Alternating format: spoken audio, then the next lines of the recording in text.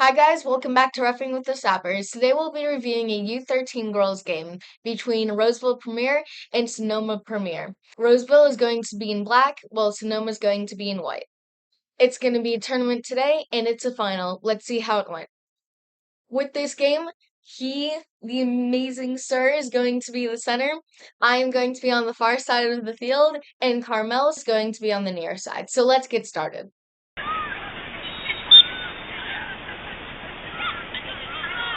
So this game started out really chill. Almost the entire first half, there was very few decisions, just some minor ones. In fact, it's almost 15 minutes into the game before we have our first decision. Now, we'll see how that shifts on us when we get to the second half because it gets much more lively, particularly as we get towards the end of the game. But here, we're 15 minutes into the game, and we have a high kick. Right here, the ball's coming up, and as she turns, she just kicks her foot up there high, goes right in the face of that player. Felt it was a dangerous play because she kicked so high. So we call that and we grant an indirect free kick going back for the black team. Another 5 minutes goes by before our next decision here. White is on the attack, but this black player kind of gets position on her, kind of gets right in front of her, and she kind of reaches out a little bit with her arm, gives her a light push on the way by. Eventually, black does fight through that and kicks it out of bounds, but in the process, she had pushed her a little bit. So I wanted to make sure and set a tone early in the match. Feel like this is one that you could let go if you wanted to, but it was enough in the back, and I just, wanted to control the game. So we call that one back, give black a direct free kick going the other way. In our next play, we've got a corner kick that's coming in, and when this ball comes across, right here, this white player ends up jumping up in the air and jumps into this black player and just knocks her down. So, it's close to if she'd come in a little bit more with her cleats, that could be a yellow card or worse for her, but she didn't really do that here. She pulled her knees back and everything, but she did jump into her center down. So I call that and I grant a direct free kick from there, giving it back to the black team. Here we're going to see a decision that was probably incorrect. Black is on the attack here, comes through. There's a battle for the ball. And then right there, black kind of goes down. Let me back it up here, right there. She gets clipped on that ankle. I honestly, she'd been kind of clumsy, and I thought this was just a clumsy call. Plus, I kind of had these couple players right here in my view, so I couldn't see her get exactly on that ankle. When she goes down, her team ends up losing control of that ball, so I think I probably should have called that, and that'll be a deduction for us. Couple minutes go by, and then we've got a no call that happened right in the middle of the field, directly in front of me, right there. Those two players are going for the ball. This black player kind of toe pokes it out, but their bodies don't really, charge into each other. They both kind of stop their momentum. White does fall down, but she tripped herself over black's planted leg. So it wasn't like black initiated some illegal contact. It was more like white initiated the contact against the black player who was planted. So felt it was a no call, and we let that play and think it's right here looking at the video. Here we're going to see our last decision just before halftime. Black is on the attack, has a really nice flip the field and is attacking. You'll actually see me running at a full sprint trying to catch up about as fast as I can run. And 23's got it here. And then she crosses the ball. And when she crosses the ball, it's going to go to this white defender here. When that ball comes over, it basically hits off of her shins and goes to the keeper. If I back that up and we watch it in slow motion here, the ball comes across and it basically hits her right on the knee there. And then it goes back to the keeper. After this, we ended up getting some noise from the closest sideline, and you can't really hear it on the audio because it's the parents that are down on the far end and far away from the camera. But they're basically saying, "Hey, that's a pass back. That's a pass back. You got to call that." If we take a quick look at the laws of the game, we're looking at indirect free kick here awarded if the goalkeeper inside their penalty area commits any of the following: touches the ball with the hand or the arm, if it has been deliberately kicked to the goalkeeper by a teammate. So in this case, it was touched by a teammate and went back to that keeper. But the law of the game says kicked, so it's got to be with the foot. And the law of the game here says deliberately kicked. So it has to be an on purpose pass with the foot back to the keeper. That is not what we see in this game at all. So with that not being a deliberate pass back, we just let that play. Honestly, in a lot of games, I would normally at halftime kind of go over and talk to those parents and just try to do an educational thing about the laws of the game and why that's not a pass back so that they don't kind of make that mistake again in the future. In this particular instance, this was the fifth game of the day. It was over 100 degrees, and we only had 5 minutes for halftime, so I was trying to conserve as much energy as possible, so I just let it go. But that was our last call right before halftime, and so as soon as she puts it back in play, I blow it dead.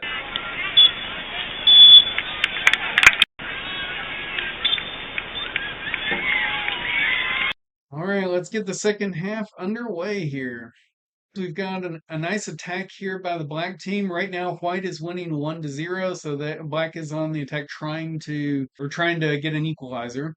But they come through here, and this black player just throws her body. And we've seen this if you want to go back on other episodes that we've had on this channel. This happens a lot in youth soccer where they just whip their body around trying to get a kick, and in the process, they just fall down naturally. So that's what happens here. You see her, she gets that kick. White's not even close to touching her. You can't see it perfectly from this angle, but from where I was, I could see it. She goes right down. They both go down, but there was no illegal contact. She gets right up and goes back to playing because she knows there's no foul. It's the kind of thing where from the sidelines, people say, hey, that's a foul, but no foul there. Now, what's also interesting is by the time this game is over, the white team is accusing us of being biased and trying to make the black team win. If you want proof that we're not biased, like I could have called a penalty kick there, right? Now there's not a penalty kick, which is why I didn't call it. But like, if any of those spectators are watching this, I would challenge you to go back and watch some of this. Like, there's nothing biased about what we're calling here. Carrying on in this game, we've got a moment here where the ball is coming through, and then right there, just this white player she just kind of clumsily gets her foot hung up on the black player there, but it is a trip. She goes down. We call it immediately and give it a free kick to the white team. Up next here, we're going to see a goal. We don't normally review goals on this channel, and we're not really reviewing this one. I just want to show it because one, it's a super nice goal, but two, it changes the dynamic of this game. Up to this point in the game, White was winning 2-0, and they had felt in control. But after this, it kind of changed the tone in the game. So Black here just gets a really nice goal from outside the box, goes right over the keeper's head, gets them within one goal. And that really changes the dynamic of this game because it went from being kind of a chill and one team feeling like they're in control to suddenly like, oh my goodness, this could go the other way. So Black's adrenaline level went way up, right? White's adrenaline level went way up. We'll see that as this game plays out. A couple of minutes after that goal, and as kind of evidence of how the temperature of the game just suddenly went up as soon as that happened. There was a substitution happening. I had stopped play, I had blown my whistle, and I had not blown it again to restart play. And Black here goes ahead and takes a goal kick before I had given permission play to restart. So the ball goes down here. I immediately blow my whistle and I tell them, look, no, stop. We're still subbing. We're going to bring this back. But as they're trying to get the ball back into position, and it's going to go to this white player over here, and she's already, just ready to, intercept the ball and just kick it back to the keeper. And suddenly the parents are telling her, hey, just let it go, let it go. It's their time. Make them go get it. And I'm just like, no, we are not doing that. We are not setting that bad example. So you see me like when I hear the ball gets to her and she starts to listen to her parents and not do it, I blow my whistle and I tell her to go. And she's got to give it back to the keeper. Almost immediately after the goal kick, after the poor sportsmanship from the parents here, we end up having a trip here. Black's trying to gain control, and White just kind of clumsily comes through here. You see it right there. She just gets her right on the ankle. Doesn't intend to do anything there, but it's pretty obvious, pretty straightforward. So we call that one. So something to note is that even though that the camera doesn't pick it up, this was the foul that mainly changed the parents' perception of us for the rest of the game. This is where they started getting a lot worse.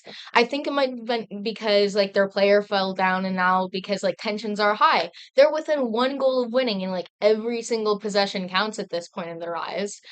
They saw their player go down. Why shouldn't it be our foul?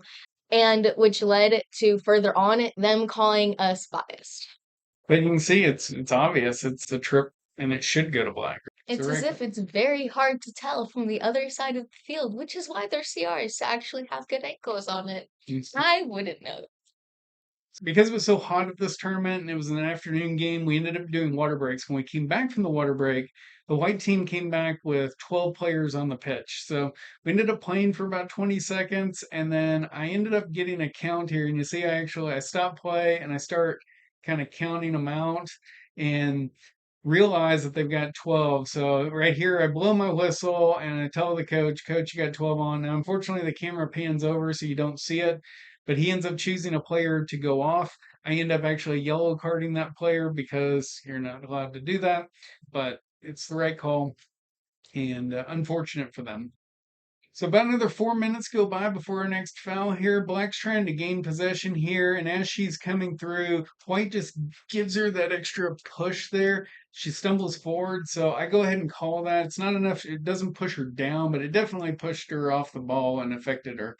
So call that pretty straightforward in my mind. No real controversy there. But Katie, you were saying you heard quite a bit from the sideline after that one.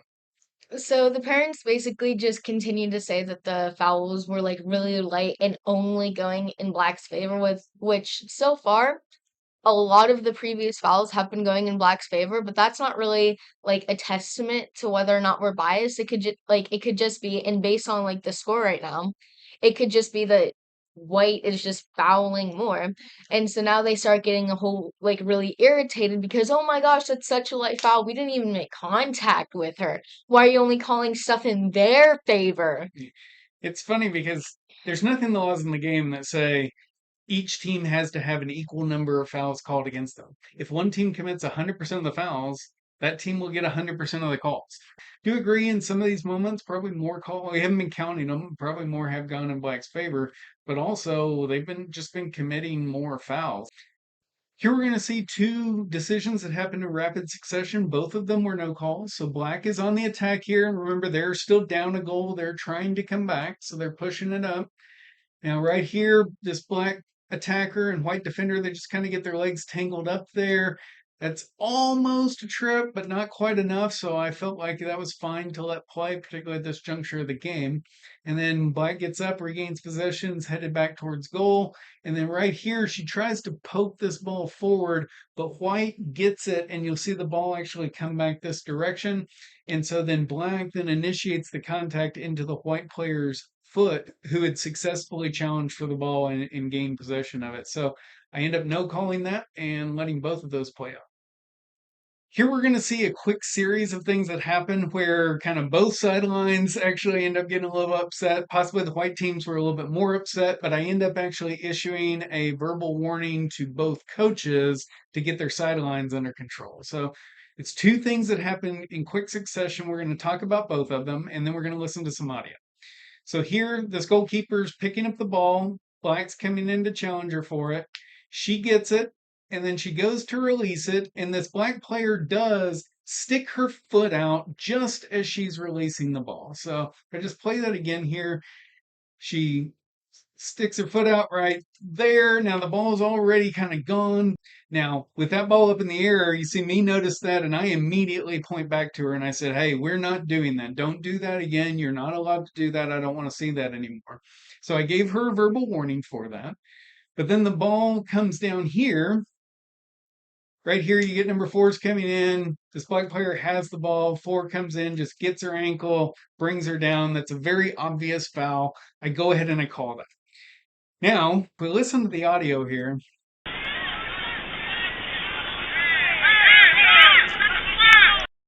Right there, you hear them say, she's trying to call it. That's a card. That's a card. So they're yelling from that sideline. The audio on this camera isn't great. And so the fact that it picked it up says how loud they were yelling it. I'm already giving her a verbal warning.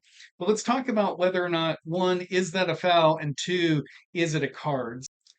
So if we go to the laws of the game, law 12, section 2 under indirect free kick, it does say an indirect free kick can be awarded if a player prevents the goalkeeper from releasing the ball from the hands or kicks or attempts to kick the ball when the goalkeeper is in the process of releasing it.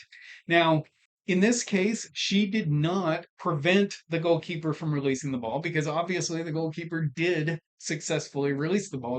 Did she kick or attempt to kick the ball when the goalkeeper is in the process of releasing it? In this case, that's close to possibly being able to be called here, but I would basically be granting an indirect free kick for the white team back where their goalkeeper was releasing it in the first place. And in this case, she already had released the ball and kicked it all the way to the other end of the field. So she's actually better off with just letting that kick go. Yeah, because let's be honest here, those U13 players, they ain't gonna kick the ball to the half line if it's on the ground. They are better off getting a drop kick, I guarantee you. And the other thing is, in some of the at least ref training that we've taken part in, where we've started to get into some of the more advanced techniques, they talk about you really only want to call this like if that player gets their foot into the mix there, and that play it was still a foot or so away from the ball. And I did give her the verbal warning. But the other question is this a card? This just says grant an indirect free kick. So if I go to Law 12, Section 3, under disciplinary action, let's talk about if it's a card.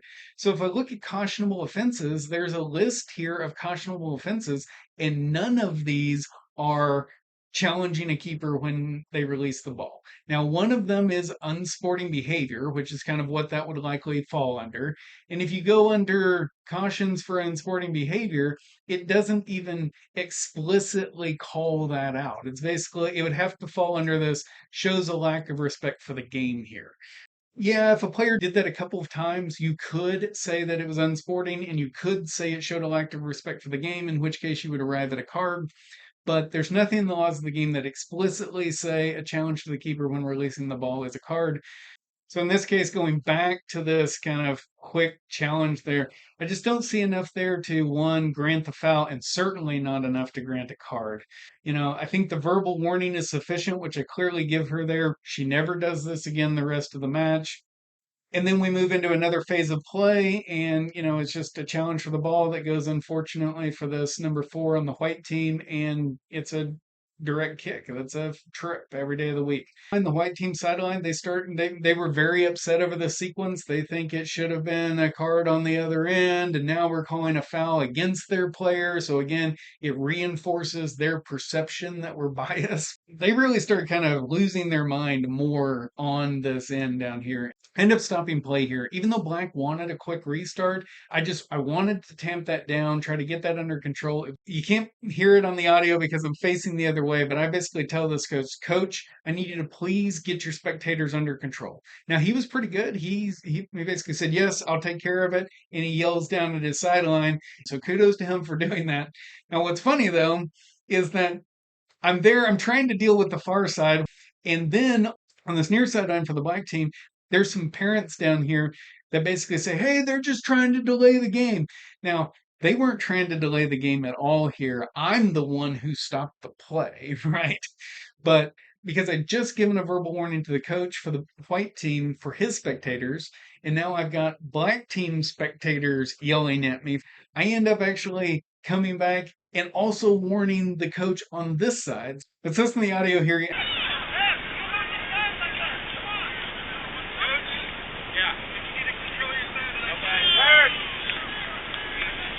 So yeah, you hear him there, and you even hear the coach say parents, and then he basically gives them the sign for sit down. So just an interesting exchange. Ended up giving a verbal to both coaches in order to get their sidelines under control. And anyway, trying to control the match, and we keep going.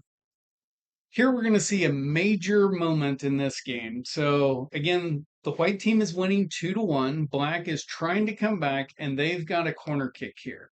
On this corner kick, we see the ball come in. Then we're going to see the keeper does a good job punching it up in the air. It goes very high up in the air. And then there's this whole melee that happens. So like the keeper tries to jump in and get it, but the ball kind of bounces up again. And then the keeper jumps and tries to punch it. And the ball kind of bounces around and the keeper goes down. And there's both white and black players kicking in there. And then the ball squirts into the goal. And you see me, like I'm standing up there at the top of the box, and I'm at a good angle. I'm kind of, if this camera is looking at a 45-degree angle into that box, I've kind of got the opposite 45 going in. I'm looking. I never see the keeper gain control of the ball. I never see anything that I think is illegal contact. Now, in the aftermath of this, Black is celebrating, but the goalie is actually down on the ground. Now, I don't actually see that she's injured at this point because I'm thinking I didn't see anything that looked like a kick, anything that looked illegal. I'm kind of thinking she's just on the ground because sometimes when a defender gives up a goal, they'll sit there and they'll kind of be like, shake their head. So that's why I think she's on the ground. But I also know I need to confirm, did my assistant referee see that ball ever stop moving? And this is like a game deciding moment, right? I end up talking to my assistant referee. Now, ultimately, my assistant referee ends up telling me that she never saw it stop moving either. Katie, now you were on the Yeah, trailing I was end. on the far side of the field, so I was like 50 yards away, but I still had a relatively good angle on it. There weren't many bodies in my way to actually see it. And what I saw was basically the same thing, that the goalie like never gained possession of it, but That's it the didn't same look thing like I she saw. stopped moving. That's the same thing I saw from at the top of the 18. So it's kind of when I get over to the sideline and I start talking to my AR and I look back and I see her still on the ground that I start to think, oh, she might be injured there, right? So at this point, while I'm talking to my AR, I go ahead and I signal for the coach to come on and help her. The coach goes ahead and comes on here. Now he's kind of chirping at me about, don't you see that she's injured? And I say, well, yeah, that's why I waved you on to come help her. Now I've replayed this 1,000 times in my head. I've watched the replay on video here dozens and dozens of times because genuinely she was injured. She ended up being down. She did stay in the match, but she was down for about 4 minutes before we were able to restart play. So it feels to me like something happened on the bottom of that pile, but I don't know exactly what it was. So I can't call something that I don't see. Yeah, she even could have been injured in a completely legal manner. Like there are ways to do that. There is no way to one say that she wasn't injured by her own team. Nevertheless, you can't even say if she was injured in a legal way by the other team. Yeah. So in this, it's almost like that's one of the risks of just being a keeper. This type of stuff does happen. I do try to protect keepers, but in this case, there's just nothing there that I could call. Let us know in the comments if you're a parent or a referee. Let us know what you think. Did we make the wrong call here? But I don't see anything here where I could have called it any differently. We end up awarding the goal. That ends up tying it up. We end up going on to the next phase of play after she's able to return to play. So after that goal and after the player was down for about 4 minutes, we end up starting replay. I end up telling the coach I'm going to add 5 minutes of extra time. She was down for about four, and I had said earlier in the match I was going to add a minute anyway.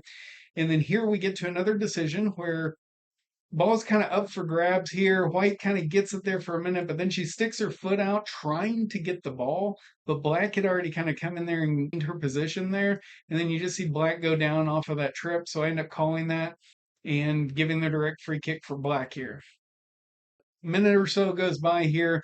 The ball is coming in, and right here as Black turns, she just kicks up really high. It's right again across the chest, maybe close to the jaw line of this white player who's right there.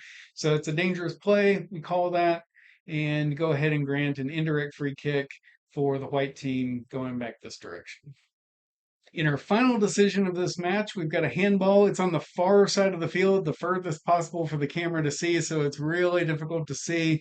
White here on the attack. She kind of comes in there, and then just as she kicks it up, it hits the Black player's hand, drops right back down there. So I end up calling that signal for a handball and grant a direct free kick to White from that location. With that, that wrapped up the regulation in this game. It ended in a 2-2 tie, and because it was a championship game, it had to go to penalty kicks or kicks from the mark as it used to be known. And the white team ended up winning in kicks. My memory is they won 4-3. Congrats to them. But it was a hard-fought game. And because, of course, it's a very close game, especially being one as important as the final, we do get parents that have maybe some sunglasses with a biased lens on them. They ended up saying that we were biased and to their team said, "Oh, congratulations, your win. You not only beat your opponent, you also beat the referees. Great job." And as a parent and just somebody who wants to see for the good of the game and to be a pure sport, I really hate to see that. It sets such a bad example. You know, these girls are still young enough that they're very impressionable from the adults in their lives. And to me, it makes it feel like they're basically telling them, hey, you're victims in this situation, which is not the case at all. There's nothing biased about how we called the game. Every call that we made, we called based on what we saw. Yeah, would just like to see that get out of the game. But anyway, with that, let's see how we did. So with 18 decision and one deduction, that gives us a separate score of 94.4%. So within a rounding error of being a great game, it was definitely a very good game, well called game from what we could see here. And I think this might be our highest score on the channel to date. So Yes. one decision away from that perfect game. Anyway, let us know what you think about the calls. Maybe you think we missed others. Hope you join us here next Friday for our next game review. But I'm Scott. I'm Katie, and we'll See see you you out on on the the pitch. pitch.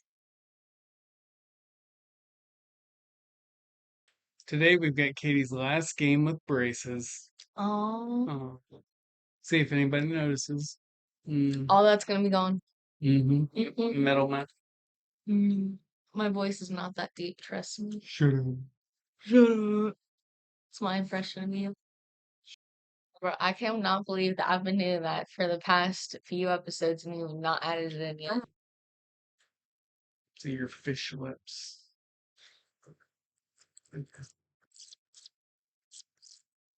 Actually, I didn't see one that I thought that I missed until I just saw this one. So I thought it might be 100. Rip, rip your hopes and dreams. Rip my 100. Okay. And can we just say what awesome form I have running through here? Look at that. Look at that. Look at that. Look at that form. You have fun. Fat man running. Fat man running. No, the thing I remember is like your really angry face about it because you were just like, Yeah, I gave him the no, we are not. no, you give him the boom. Yep. You gave him that look, and I was like, ooh. At 1 hour later. One eternity later. My little hair beard dad.